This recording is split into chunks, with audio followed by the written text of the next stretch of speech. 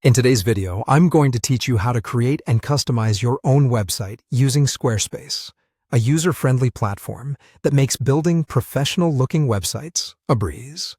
Whether you're starting from scratch or redesigning an existing site, the steps we're going through today will help you craft a site that reflects your brand and meets your needs. Let's kick things off by logging into your Squarespace account. Once you're logged in, you'll have the option to create a new website or modify an existing one.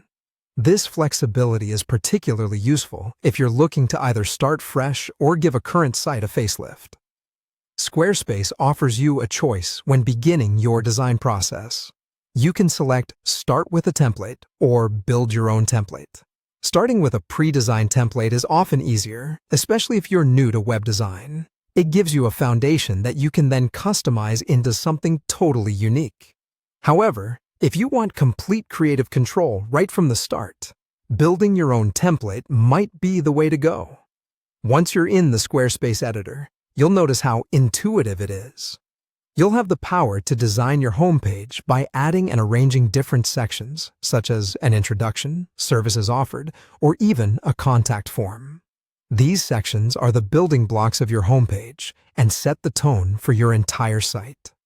In addition to the homepage, it's a good idea to create other essential pages like an About page, a Services page, and perhaps a Shop page if you plan to sell products. The ease of Squarespace's drag-and-drop interface lets you effortlessly add blocks of text, images, videos, and more. You'll be amazed at how quickly your ideas come to life on the screen. Now, let's dive into customization, one of the most engaging parts of building your website.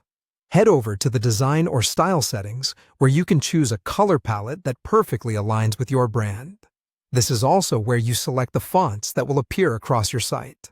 Make sure these selections reflect the vibe and message you want to convey.